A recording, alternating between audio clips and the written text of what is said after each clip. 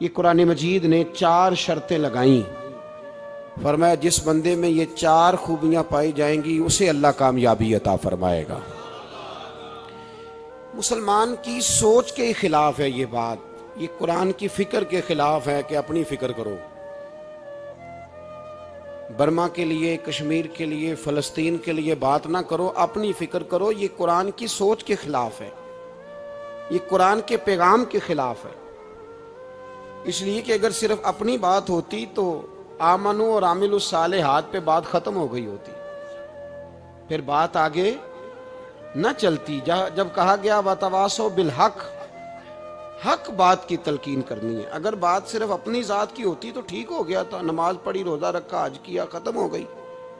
लेकिन मेरे नबी पाक सल्लल्लाहु ताला अलैहि वसल्लम ने इरशाद फरमाया, एक बस्ती में 2, 3, 4 नेक लोग रहते थे। मेरे प्यारे करीम रसूल फरमाते हैं 3, 4 बड़े परहेजगार, मुत्तकी, साफ सुथरे सूफी साहब, दरवेज साहब, अल्लामा साहब, बड़े जो कहते थे बिल्कुल जी मैं कोई बात नहीं करता, किसी बादशाह को नहीं छेड़ता, मैं तो बस लोगों को अल्लाह अल्लाह बताता हूँ, मेरा कोई ताल्लुक नहीं, कोई मरे कोई जिए। बड़े नेक, साफ सुथरे, परहेजगार। बाकी सारी बस्ती गुनाह करती थी। नबी पाक अलैहिस्सलाम फरमाते हैं रब करीम ने कुछ अरसे तक मोहलत दी, फिर मशीयत खुदाबंदी, अल्लाह का कानून हरकत में आया तो कहा जिब्रील सारी बस्ती तबाह कर दो, तबाह कर दो। अल्लाह मोहलत देता है, मोहलत देता है। हम लोग समझते हैं नहीं नहीं हमारी सियासी चालें सही चल रही हैं, अल्लाह मोहलत देता है। रब करीम ने फरमाया जिब्रील इन्हें तबाह कर दो। तो हज़रत जिब्रील अमीन अलैहिस्सलाम ने अर्ज़ की मौला वहां तो तेरे 3, 4 बड़े नेक बंदे भी रहते हैं, बड़े परहेजगार, सच बोलने वाले, दयानतदारी वाले, हाजी साहब, नमाजी साहब, सूफी साहब, पीर साहब, बड़े खूबसूरत, उनका क्या करें? तो मेरे महबूब पाक अलैहिस्सलाम फरमाते हैं रब करीम ने फरमाया सबसे पहले उन्हें तबाह करना, सबसे पहले उन्हें सबसे पहले, और उलट दो बस्ती, पहले उनका नंबर लगाओ। या अल्लाह उनकी क्या गलती है? तो गलती सुन ले, गलती यह है कि उन्होंने 2 सिफतें पैदा की हैं, अगली 2 पैदा क्यों नहीं की? इल्लल्लज़ीना आमनु व आमिलुस सालिहात पे रोक क्यों गए, आगे क्यों नहीं बढ़े?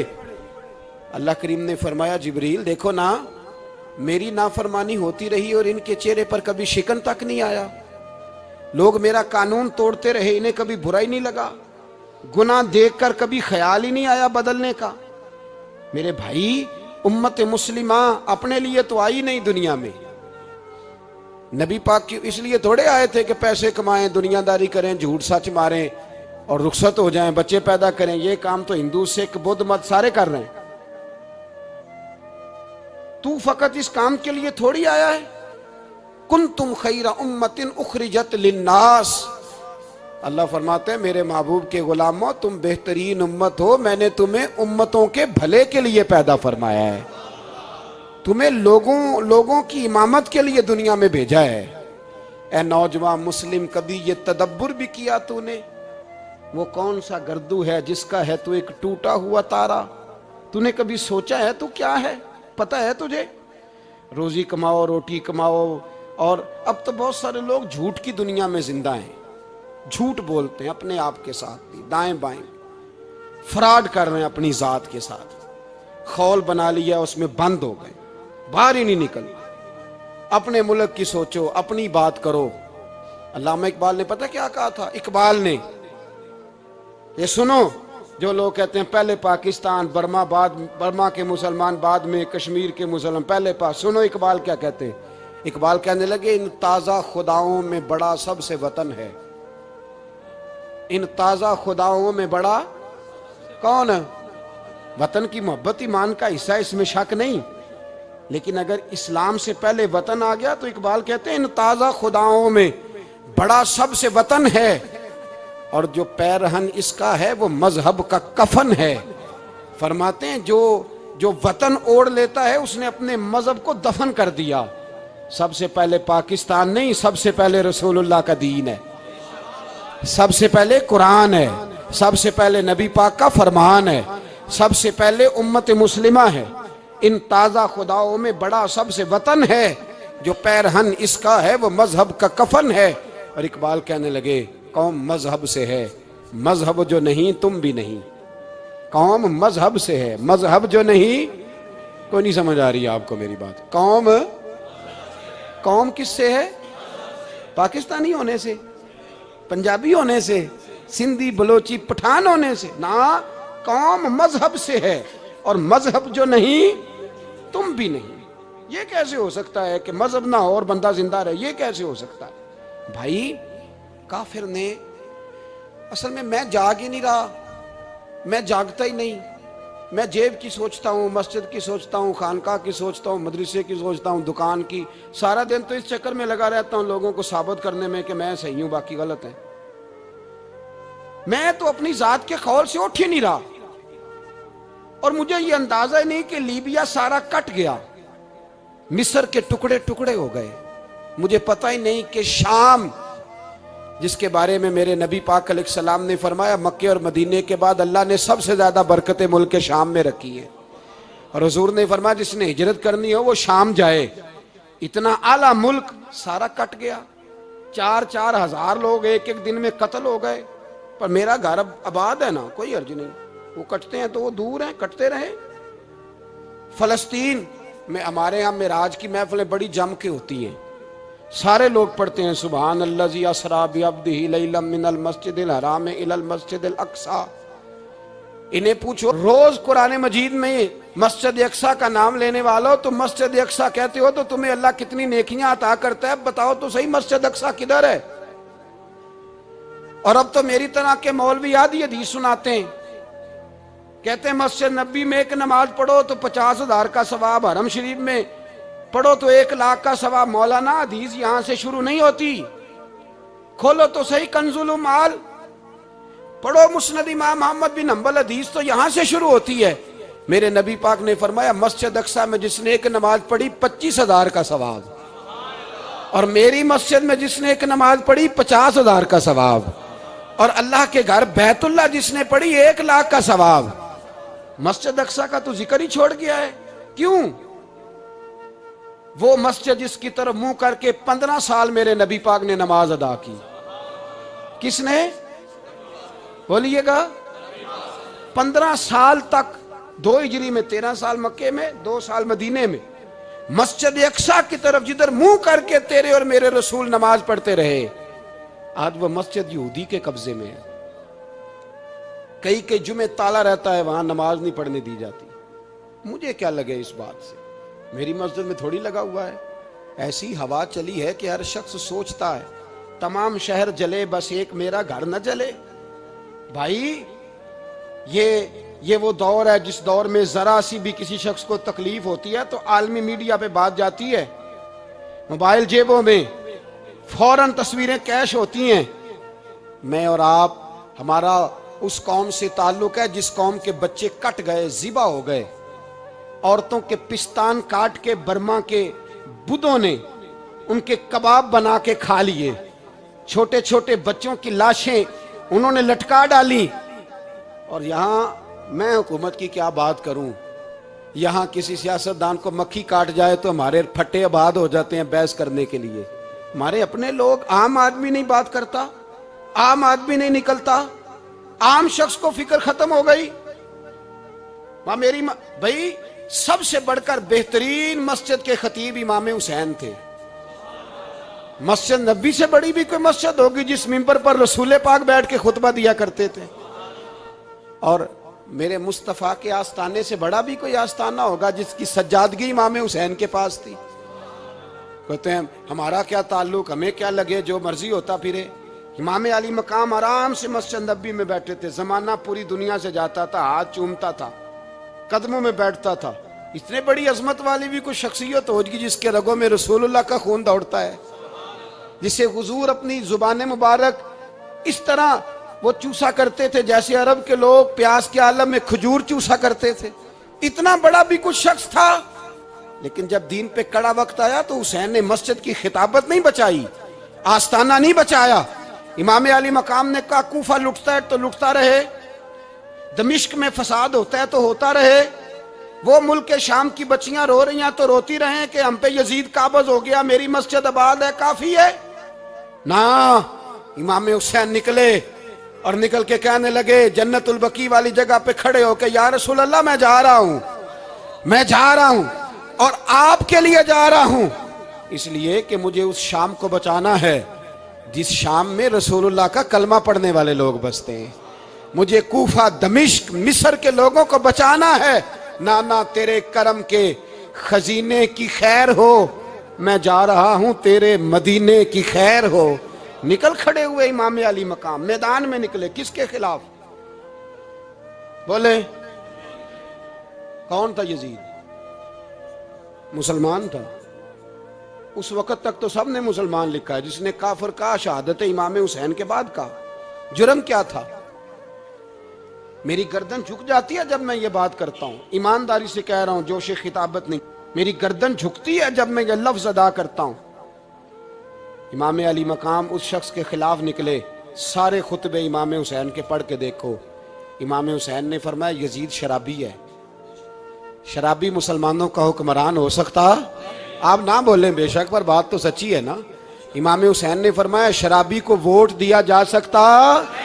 फरमाया रंडियों का नाच देखता है जो मुजरे देखे, जो रंडियों के नाच देखे वो मुसलमानों का हुक्मरान हो सकता? इमाम हुसैन मैदान में निकले और 18 साल के अली अकबर से लेकर 6 महीने का अली असगर दे दिया, लेकिन शराबी को बर्दाश्त, बेहया को बर्दाश्त तू मैं कैसे करते? दोस्ती कातल से भी, मकतूल से याराना भी, अपनी जेब से फ्लेक्सें छिपवा के जालिमों, जाबरों, बदमाशों को वोट देते हो। इमाम हुसैन को तेरी देग की जरूरत है जो तू 10 मुहर्रम पे पकाता है, चावलों की जरूरत है जो तूने 9 मुहर्रम को पकाए। उनको उस बिरयानी की आदत थी जो तूने पकाई है। मेरे घर में फलां MNA MPA साहब आ गए थे। इमाम हुसैन के घर के अंदर यजीद ने पैगाम भेजा। उसने कहा जैसे कहोगे कर लूंगा, जितने पैसे कहोगे दे दूंगा, जितनी मस्जिदें कहोगे बनवा दूंगा, जितने इदारे कहोगे तामीर हो जाए, मुझे ना छेड़ो। आपने फरमाया ना, मस्जिद मदरसे उस वक्त आबाद रहते हैं जब हुक्मरान सही होते हैं, और जब हुकूमतें गलत होती हैं तो फिर मसाजिद आबाद, फिर मदारस की आबादकारी हो ही नहीं सकती। मैं दीन में नया रखना खोल दूं?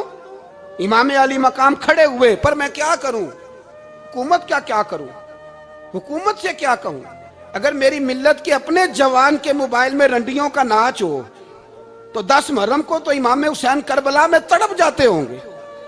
अगर 9-10 मुहर्रम को जो निकला इमाम अली मकाम की बात करने के लिए, वो नौजवान अगर सिगरेट का, शराब का, बदमाशी का आदी हो तो हजरत अली असगर कहेंगे ना मेरी कुर्बानी का क्या बना? वो तो निकले थे उरियानी और फाशी के खिलाफ। और अगर मिल्लत का जवान रोज चौक में खड़े होकर लड़कियों को ताड़ता हो तो हजरत अली अकबर तो अपनी कब्र में रोते होंगे कि ये इस कौम के लिए जान दे दी जो आज यजीदी तरीकों पे अमल कर रही है, जो सारी रात गंद देख के सोती है, जो सारी रात बेहयाई, फाशी और उरियानी में लगी रहती है। इन लोगों के लिए जान दे दी।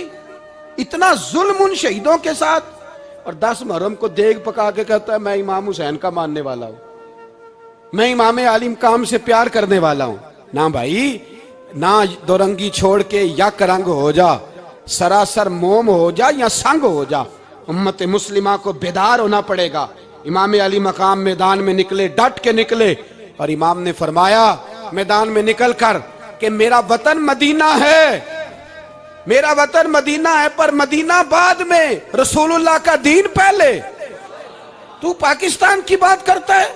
इमाम अली मकाम ने फरमाया मदीने की शरीयत बाद में, रसूलुल्लाह का दीन पहले, और तेरे तो बच्चे आम से हैं।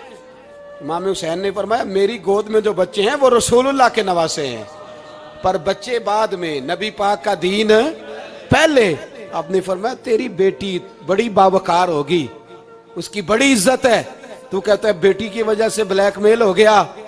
लेकिन जो शान खुदा ने हुसैन की बेटी को अता फरमाई, जिन बच्चियों का सर का बाल नंगा हो जाए, सर का बाल नंगा हो जाए, तो इमाम शौरानी फरमाया करते थे अगर मदीने में किसी सैयदजादी के सर का बाल नंगा होता था तो सूरज अपना मुंह छुपा लिया करता था, सूरज छुप जाता था बादलों की ओट में।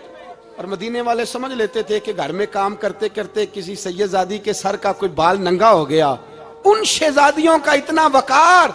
पर इमाम अली मकाम ने फरमाया बेटियों की फिक्र बाद में, रसूलुल्लाह का दीन पहले।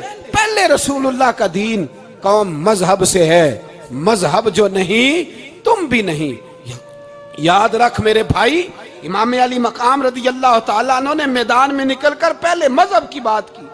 और आज दीन नबीदा वांग यतीमा रोवे ते कुरलावे ते आखे मैं किथों लब्बा उमर बहादुर, मैं किथों लब्बा उमर बहादुर जेड़ा मैनू सीने लावे। मासूम बच्चे, मासूम। आज तक किधर है तुम्हारा अक़वाम मुत्तहिदा? बुलाओ ना इसे। भीख मांगते फिरते हो, काफिरों से भीख मांगते हो। बच्चा शाम को घर ना आए तो माँ दरवाजे पे नजर लगा कहती बेटे टाइम पे आ जाया कर, मुझे नींद नहीं आती। वक्त पे। बर्मा की उस माँ से भी जाके पूछो जिसका बच्चा पलट के आए कोई नहीं, आया ही नहीं, उससे भी पूछो। बच्चे ने आधी रात को रोटी मांग ली तो फालज ज़्यादा माँ, उसको फालज था, वो रेंगती हुई उठी और उसने अपने लाल को रोटी पका के दी। बाप कहता रहा चल छोड़, सो जा बेटे तेरी अम्मा। उसने कहा नहीं मुझे नींद नहीं आती, बेटा भूखा है। उस माँ से भी कभी पूछ, उस माँ से जो बांग्लादेश के खेमे में बैठी है। तो बीबीसी लंदन का रिपोर्टर कहता है कि तेरी ख्वाहिश क्या है? कहती कोई भी नहीं, चलो 2 दिन के बाद ही सही मेरे बेटे को एक रोटी दे जाया करो। रोटी मांगता है मुझसे, मैं किधर से लाऊं? ये लवारस कौम है। मैं हुक्मरान से जाके बात करूं जब मेरा अपना नमाजी मुसलमान कहता है पहले पाकिस्तान के बच्चे तो पाल लो। मेरे भाई तुझे खबर ही नहीं, ये तो जाना तो कभी गुंबद खजरा पे। तो मेरे मुस्तफ़ा ने फरमाया मन अज़ा मुस्लिम फ़क़द अज़ानी, फरमाया जब मेरा मुसलमान तकलीफ में होता है तो मैं गुंबद में तकलीफ में होता हूँ। मुझे दर्द होता है, मुझे अजियत होती है। पूछ जाके महबूब पाक से। मेरे अजीज, किसी को गम ही नहीं इन लोगों का, किसी को परवाह ही नहीं, कुछ सोचता ही नहीं इनके बारे में। मैं अपने घर में मस्त हूँ, आप अपने घर में मस्त हैं। मेरे रसूलुल्लाह की उम्मत लुट गई सारी, जगह जगह तबाही। 1 इंच धरती पर जमीन ऐसी नहीं जो काफिर की हो और खून बहता हो। एक रेमंड डेविस अमरीकी कुत्ता यहाँ बंद था मुसलमानों के कत्ल में। उन्हें अपनी कौम की इतनी फिक्र थी, वो रातों रात छुड़ा के ले गए। लेकिन मेरी और तेरी बहन आफिया सिद्दीकिया सालों से बंद है। तड़प के पूछा है मुसलमानों ने कि उसकी गलती तो बताओ, उसका कसूर नहीं पर वो बंद है। कोई नहीं बात करने वाला, कोई नहीं। मस्जिद जाने, जुमा तो पढ़ाना है, उसमें गर्ज नहीं। दर्द है कि नहीं क्या, उसमें तो इतना पता है 1 घंटे तकरीर है करनी है। पीर साहब सुबह से शाम तक तावीज़ लिखते, सियासतदान सुबह से शाम तक जनाजा भी तब पड़ता है कि मुझे वोट मिलेंगे। ताजर कहता है बस दुकान चलनी चाहिए, मर जाए मेरी तरफ से सारी दुनिया। बस करो, इस खौल से बाहर निकलो। ए नौजवान मुस्लिम, कभी ये तदब्बुर भी किया तूने, वो कौन सा गर्दू है जिसका है तू एक टूटा हुआ तारा? तूने सोचा ही नहीं कभी, तुझे कभी खबर ही नहीं हुई कि ये किस कदर बड़ा काम था? मेरे रसूल पाक सल्लल्लाहु अलैहि वसल्लम के गुलामों जागो। मैं दुआई देता फिरता हूँ, मैं कहता हूँ जट बन के बड़ा जी लिया, बट राई अंसारी बन के बड़ा जिया। बस कर दो, बस कर दो। अब मुसलमान बन के जीना सीखो। अब अपनी पहचान रसूलुल्लाह की गुलामी बनाओ। अब कहो पहले दीन, बाकी हर चीज बाद में। बस करो, बहुत हो चुका हमारे साथ, अब थोड़ा जागो। मैं बहुत सारी बातें दिल में लेके आया था जो आपसे करनी थी, पर ये लफ्ज हैं कि टूटते ही जा रहे हैं। बात है कि सिमत का तायुन ही नहीं हो पा रहा। मेरे भाई, मैं तो कभी कभी सोचता हूँ लगता है रब भी नाराज हो गया है और हमें मनाने का तरीका भी भूल गया है। ना हमारी मस्जिदों में तहज्जुद पढ़ी जाती है, ना किसी को नमाज तौबा याद रही, ना कोई इस्तिस्का वाला है, कोई नहीं। जो पीर साहब के पास जाके बैठता है थपकी देते हैं, कहते हैं जा तेरा काम हो जाएगा, मौज कर। कभी नहीं को कहता तौबा भी कर, इस्तिगफार भी पढ़, ये दाढ़ी पूरी कर, दीन रसूलुल्लाह का इसकी तरफ तू तवज्जो कर। कोई तबलीग ही नहीं करता, सारे फूका फाकी पे लग गए हैं। कोई ख्याल ही नहीं आ रहा किसी शख्स को कि हमारी तबाहियों का सबब क्या है। कि इलाका तक कब्रस फतह हुआ, तमाम लोग नारे लगा रहे हैं। हजरत अबू जर गिफारी कोने में बैठ के रोने लग गए। मुसलमानों को फतह मिली, सब लोग नारे लगा रहे हैं, खुशी हो रही है कि इलाका फतह हो गया। हजरत अबू जर गिफारी रोने लगे और तड़प के रोए। लोगों ने कहा अबू जर क्यों रोते हो? आप फरमाने लगे ये लोग बरसों से काबज थे इस शहर पर, ये जिन लोगों से आज हमने लिया है ये बरसों से, दिल के कानों से खुल सुनने वाली बात है। फरमाने लगे ये बरसों से काबज थे, इन्होंने अल्लाह की नाफरमानी की है तो आज इलाका इनके हाथों से निकल गया है। मैं रो इसलिए रहा हूं कि खुदाया कहीं हमसे भी नाफरमानी ना हो और ये हमारे हाथों से भी ना निकल जाए। शाम निकल नहीं गया हमारे हाथों से, लीबिया निकल गया, मिस्र निकल गया, इराक निकल गया, अफगानिस्तान निकल गया। और अगर देखो तो बिला वास्ता हर जगह काफर का डेरा। वो रो रहे हैं, कहते हैं जब कौम अल्लाह की नाफरमानी करती है तो इलाके निकल जाते, तड़प रहे हैं। मुझे कोई फिक्र नहीं, कोई नहीं रोया मिस्र के जाने पर, कोई नहीं रोया लीबिया की तबाही पर, शाम के बच्चों पे कोई नहीं रोया। हम लोग यहाँ ईद मनाते रहे, ईद पर लोग नए कपड़े लेते रहे और बर्मा के मुसलमानों को कफन तक नसीब ना हुआ। कोई नहीं तड़पा इन लोगों पर, किसी को ख्याल नहीं आया। साहब इमाम अली मकाम की फिक्र को समझो, इस पर गौर करो, बस कर दो, नींद बड़ी लंबी हो गई, अब उठो इस बेदारी से, उठो। जब कौमें नाफरमानी करती हैं तो मुल्क छीन जाते हैं और काफर बारी बारी करके बारियां लगा रहा है, बारी बारी। तुम्हें कई दफा धमकियां दे चुका है, वो तुम्हारा नंबर कई दफा लगा चुका है। अब ख्वाबे गफलत से उठ जाओ, आग पैरों तक आ गई है, ऐसा ना हो जला डाले सारा कुछ। हजरत सैयदना अबू जर गिफारी रो के फरमाया करते थे जब तुम नाफरमानियां करोगे तो इलाके तुम्हारे हाथों से निकल जाएंगे। सो निकल गए। गौसे आजम के बगदाद पे कई दफा बम गिरे, मौला अली शेर खुदा का शहर नजफ कई दफा बम की नजर हुआ, इमाम अली मकाम के करबला में अब तक कई दफा जंगे हो चुकी, इसलिए कि हम नाफरमानी करते हैं, इलाके छिन जाते हैं। दूसरी बात यह कि फिर हमें वो तरीका भी नहीं आता जिससे रब को मनाया जाता है। आप यकीन करें, मुसलमान पे एक 5 वक्त की नमाज है, वो भी बोझ है। 2.5 घंटे की तकरीर और 5 मिनट की जमात में लोग भागते फिरते हैं, बड़ा मुश्किल है। आज तक मुसलमान एक 5 वक्त नमाज पढ़ने के लिए बहाने ढूंढ रहा है, अभी तक। तो वो मुसलमान कहां से आएंगे जो रात को रोया करते थे, रातों को उठ के रोते थे तो सवेरे अल्लाह काफिर के मुकाबले में इतनी मदद करता था कि 10 मुसलमान लाखों को भगा दिया करते थे। इसलिए कि मदद किसकी शामिल होती थी? बोल के बताइए, कौन मदद करता था? क्योंकि देखे ना, ये हमें तरीका बताया नबी पाक ने। अल्लाह हुजूर से राजी था कि नहीं? यार इस पे जल्दी जल्दी बोलो। अल्लाह राजी था ना? तो बदर की रात हुजूर क्या करते रहे सारी रात? ही साथ नहीं था अल्लाह? वो तो वहां से फरमा रहा है गारे सौर से, इन अल्लाह माना। महबूब कह दे कि अल्लाह तेरे साथ है। वहां थे महबूब कह रहे हैं अल्लाह हमारे साथ है, वहां से अल्लाह साथ था। पर सारी रात, बदर की सारी रात, और दुआ का रंग क्या था? हज़रत अबू बकर सिद्दीक फरमाते हैं हुजूर ने हाथ उठाए, अल्लाह ये मेरे 313 है, मैं कुल कमाई लेके आ गया। अल्लाह मेरी कुल कमाई है, अगर ये हलाक हो गए तो कयामत तक कौन तेरी इबादत करेगा? ऐ अल्लाह मदद फरमा। और हुजूर मनाते हैं रब को, कहते हैं या अल्लाह तूने वादा नहीं किया था तू मदद करेगा, या अल्लाह तेरा वादा नहीं था तू कामयाबी देगा, या अल्लाह तूने। सारी रात मनाते गुजर गई, सारी रात। सुबह का उजाला चमका तो हज़रत अबू बकर फरमाते इतना लंबा सजदा किया, हुजूर सजदे में थे, मैं देखते देखते थक गया, मैं सजदे की हालत में ही हुजूर पर लेट गया, लिपट गया। मैंने कहा महबूबा सर उठाएं, वो देखे अल्लाह ने मदद नाज़िल फरमा भी दी है। उठाइए सर। हुजूर ने अल्लाह को मनाया, नबी पाक मनाया करते थे, हम अब सजदों में भी नहीं जाते। इतनी सो गई उम्मत, सजदों तकरीरों से इनकलाब लाना चाहते हैं, हम खाली नारों से इनकलाब बर्पा करना चाहते हैं। लोग जब रोते थे बूढ़े लोग सजदों में, और आलिम फाजल सूफी की तो क्या बात है ना, वो तो अल्लाह के नुमाइंदे हैं कि जिसके सिर्फ सफेद बाल हो जाएं। मेरे नबी पाक अलैहिस्सलाम ने फरमाया रब तो इनकी बड़ी इज्जत करता है।